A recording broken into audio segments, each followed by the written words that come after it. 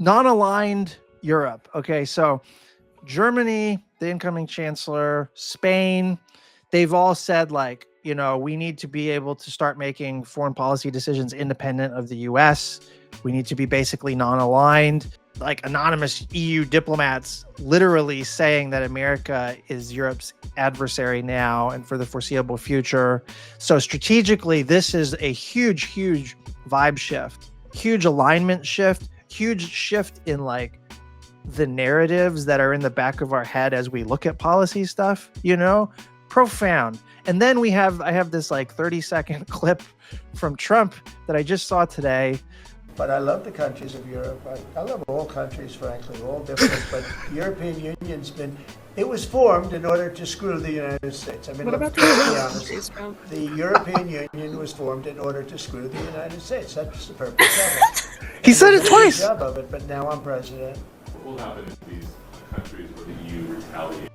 They can't. I mean, the European Union was formed to screw the United States. And just in case you thought that was an errant comment, let me repeat myself. And then he announced 25% tariffs on the EU, on your EU countries in conjunction with that statement, right? That was like his rationale. Oh my God.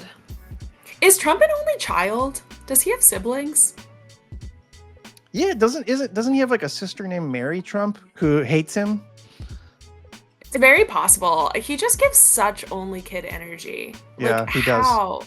Like how is he so self-involved? Like he's got next level brain rot. Good thing he's only the president of the United States. Yeah. I do think I do get the sense he's getting tired though. Like I feel like that's why he has all of these like puppets now, because he just like, I'm still not convinced that he like even really wanted this job. It's like now that he has it, he's just like doing whatever. But I think it was more about winning than it was about like governing or like sort of continuing to like be the face. Like he sort of established himself to the point that it doesn't matter if he's like on our feeds all the time. Anyway, that's neither here nor there. But so funny. That's a wild statement about the EU. And I mean, it's very funny, but also like, it just reinforces like this new emerging European posture of non-alignment, which I was on the Left Reckoning podcast like yesterday, and we talked about this too. Like the world needed Europe to have this energy like a decade ago.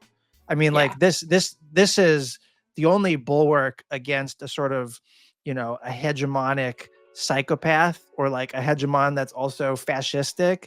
The only sort of safeguard that the world can have against that is to sort of de-align or be non-aligned relative to it, But the contradiction or like the irony even in that, which is like, this is something I've argued many places, but like even in doing that, there's a huge risk that like you're still accelerating the kind of world that Trump is accelerating. And so there's a way in which all of this feels overdetermined, because it's like what they're building toward and what they would be perfectly happy to have, the MAGA intellectual types, is a multipolar world where we all consolidate into nation states that are implicitly ethnically homogenous in their preferred view. And then they clash around like billiard balls in the international system. And the way that you look out for yours best is by having concentrated more power at the expense of others. So in that kind of world, it's like primacy for me, multipolarity for thee. It's like we can have the fewest checks on our power and the greatest free reign to just butt fuck Mother Earth and take over fucking whatever we need to and do primitive accumulation. That is easiest in a multipolar world where everybody relies on only themselves.